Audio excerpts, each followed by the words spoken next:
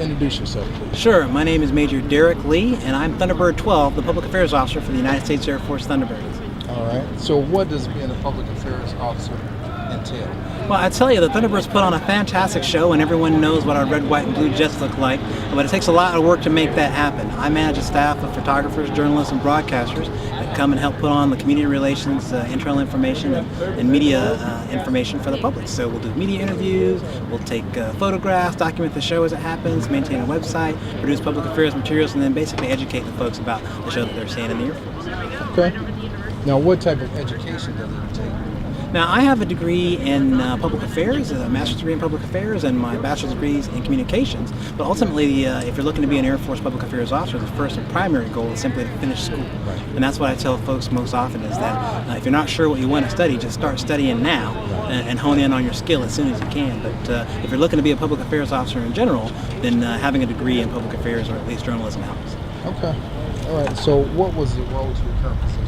So I started in the Marine Corps back in 1989. I was actually a combat photographer then. I went straight out of high school. I didn't have a college degree at the time, but I went to school at night whenever I could.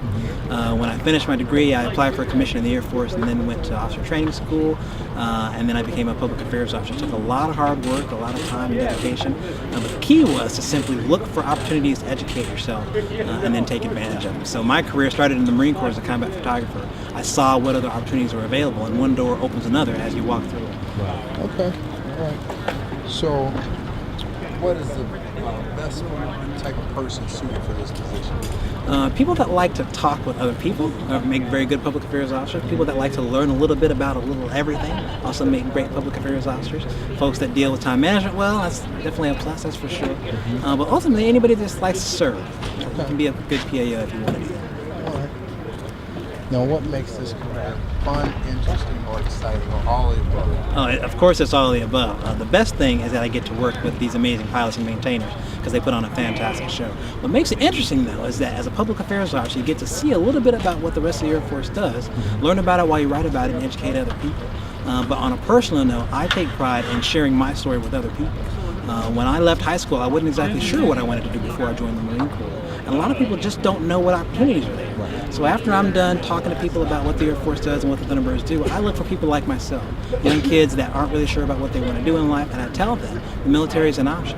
And it doesn't matter to me whether they join the Air Force, the Army, the Navy, the Marine Corps. It doesn't matter that they join the military at all. But it does matter to me that they know that there is something available for them after they finish school. You usually have to get some motivation to go find it. Right. Okay. Now, what advice would you give to young people that might want to follow in your footsteps? If you want to lead, then you have to go looking for opportunity to do so. It does not come to you. It does not come to you. If you want to be great, no matter what career field that you're looking to do, find people who are doing it now, learn from them, ask them questions, hang around them, and emulate their behavior. One of the biggest mistakes that we make is that we think if we just keep our head down and work hard, that it'll all work out for you. That's definitely a big part of it.